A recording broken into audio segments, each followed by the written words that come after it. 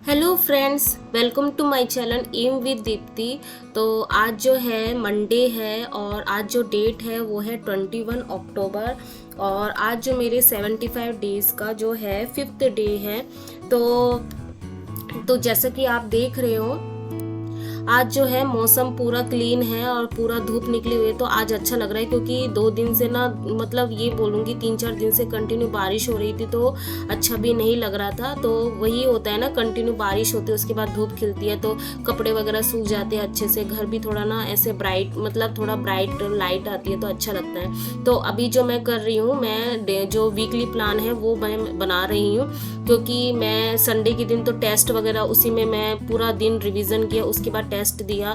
तो टेस्ट में जब इतने कम मार्क्स आए तो फिर उसमें भी थोड़ा टेंस हो गई थी कि कैसे काम चलेगा अगर इतने घंटे आप पढ़ते हो, क्योंकि आप लोग भी मेरा वीडियो देखते हो तो आप लोगों को भी तो यही दिमाग में आएगा ना, हर किसी के दिमाग में आएगा कि अगर 7-8 घंटे पढ़ने के बाद भी अगर मार्क्स आपके बहुत कम आ रहे हैं दैट मीन्स कुछ गलत हम अप्रोच अपना रहे हैं। तो इसलिए मॉक टेस्ट देना बहुत ज़्यादा ज़रूरी होता है। एक्चुअली वो कहीं ना कहीं आपको बता रहा होता है कि आप सही डायरेक्शन में स्टडी कर रहे हैं या नहीं कर रहे हैं। तो जो उससे काफ़ी कुछ मुझे ना ये समझ में आया कि मैं रॉन्ग डायरेक्शन में स्टडी कर रही थी, क्योंकि मैं क्या कर रही थी ना, वो जो 3-4 टॉपिक है उसी को बार बार पढ़े हुए जा रही थी और उससे आगे मैं कुछ नहीं पढ़ रही थी। तो क्या है हमारा जो क्योंकि मैंने जो भी टेस्ट दिया था वो प्रीवियस ईयर के पेपर हैं, जो मैंने आपको दिखाया भी था, डीओई के पीआरटी के मैंने पेपर दिए हुए थे।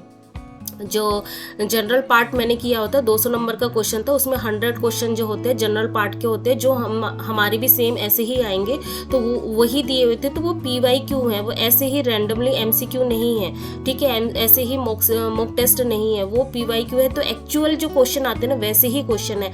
तो उसमें से क्या होता है ना कि हमें एक्चुअल में पता चलता है कि हाँ क्वेश्चन का पैटर्न, एग्जाम का पैटर्न कैसा होगा। तो कहीं ना मुझे वो काफ़ी कुछ ना वो एनालिसिस मैंने बाद में किया तो मुझे काफ़ी कुछ सीखने को मिला कि हाँ ये तरीका है, इसी डायरेक्शन में करना है। तो अब क्या है, मैंने कई चीज़ें सोची हुई जो आगे आने वाले वीडियो में भी आपको पता चली जाएगा। तो ये आज ना मतलब संडे के दिन ही मेरा जो है न्यू गैस ओवन आ गया था। तो लेकिन मंडे को मैंने पूजा इसकी की, तो वही छोटा सा क्लिप मैं आप लोगों के साथ भी शेयर कर रही हूँ क्योंकि मुझे ना आजकल आप लोगों के साथ सब कुछ शेयर करना अच्छा लगता है। तो फिर वही है। तो जो मैं बोल रही थी मॉक टेस्ट के बारे में, क्योंकि हर कोई ना यही अवॉइड करता, वो ना सोचता है कि नहीं सिलेबस पूरा हो जाएगा उसके बाद हम अपना मॉक टेस्ट देंगे, बट वो उनके मन में ना कहीं ये डर होता ही है कि अगर मॉक टेस्ट देंगे मार्क्स कितने कम आएंगे। तो फिर ना हर कोई अवॉइड करता है, इसी की वजह से ना हम मॉक टेस्ट देने से डरते हैं। लेकिन सच बताओ ना, अगर आपने एक बार सिलेबस को गो थ्रू कर चुके हो, लेकिन अब तो आपको फिर ना मॉक टेस्ट देना स्टार्ट करना चाहिए। उससे आपको एक्चुअल में पता चलेगा कि हाँ हमें किस डायरेक्शन में स्टडी करनी चाहिए, ठीक है। तो अभी क्या है, मैं 1-2 बार मॉक टेस्ट दे चुकी हूँ क्योंकि आज मैं वॉइस ओवर कर रही हूँ। तो मैंने जो है क्योंकि मैंने प्लान अब कर ही चुकी हूँ कि वीक में 2 दिन मुझे मॉक टेस्ट देना है, थर्सडे और संडे। तो थर्सडे को मैंने दिया नहीं था, फ्राइडे को दिया था, जो आगे आने वाले ब्लॉग में आपको पता चलेगा।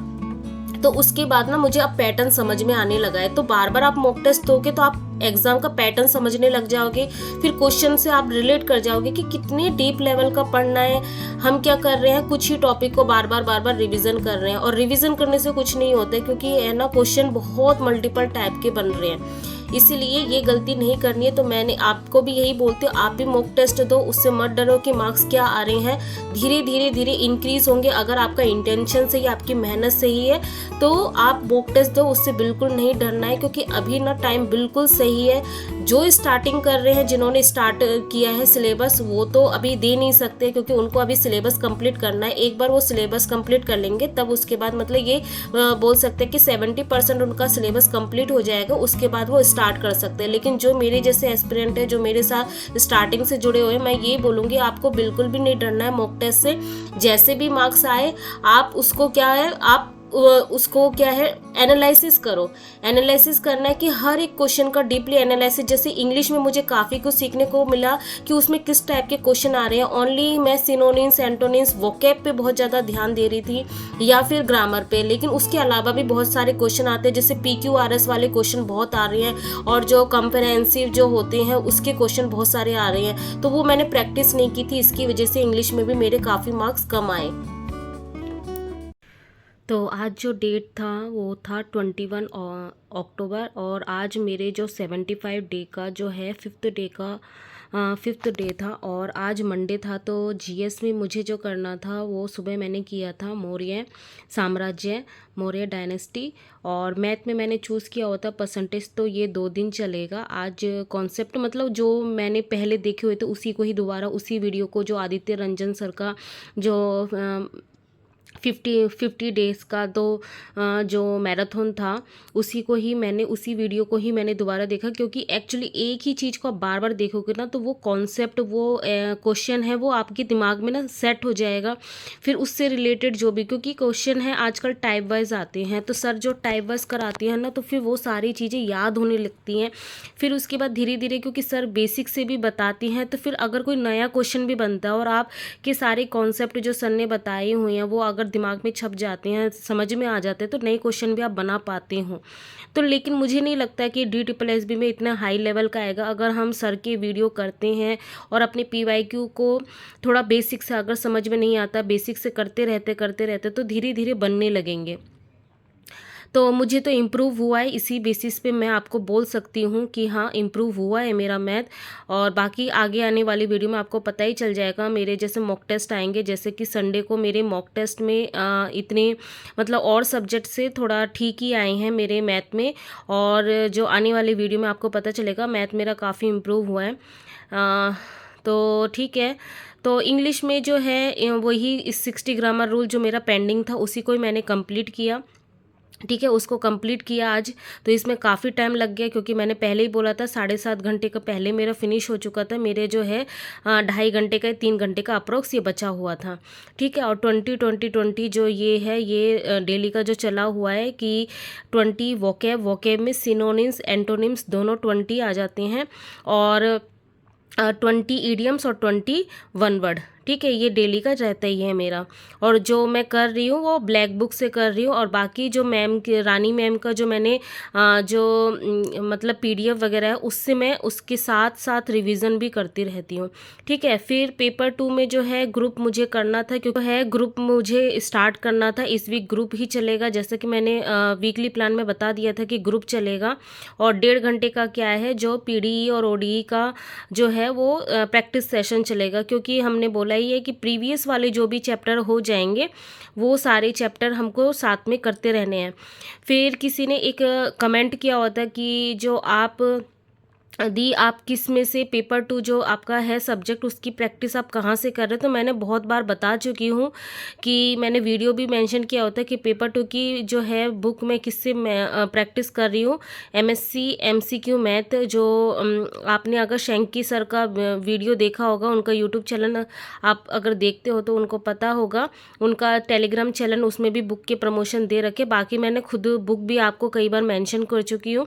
इसके अलावा जो मैं प्रैक्टिस करती हूँ यूथ पब्लिकेशन की जो हिंदी मीडियम है वो, तो उससे भी करती हूँ। इसके अलावा जो है मेरा पेड कोर्स है उसमें भी थोड़े बहुत रहते हैं जो उससे करती हूँ। तो इस तरीके से, और यूट्यूब तो है, यूट्यूब में GP सर से करती हूँ, गजेंद्र पुरोहित सर।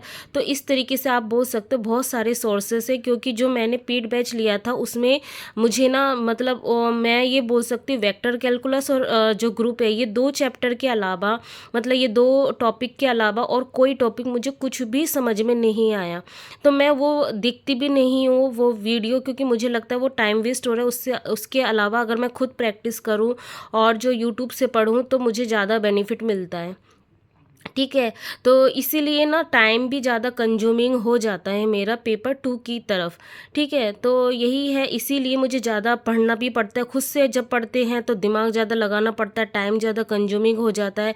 कोई अगर समझा के देता है तो टाइम कम लगता है, इसलिए पेपर 2 में ज़्यादा टाइम लग जाता है। तो यही था आज का दिन। फिर मिलते हैं नेक्स्ट ब्लॉग में, और कोई भी बात हो तो आप कमेंट के थ्रू मुझे बता सकते हैं। तो ओके, बाय, गुड नाइट।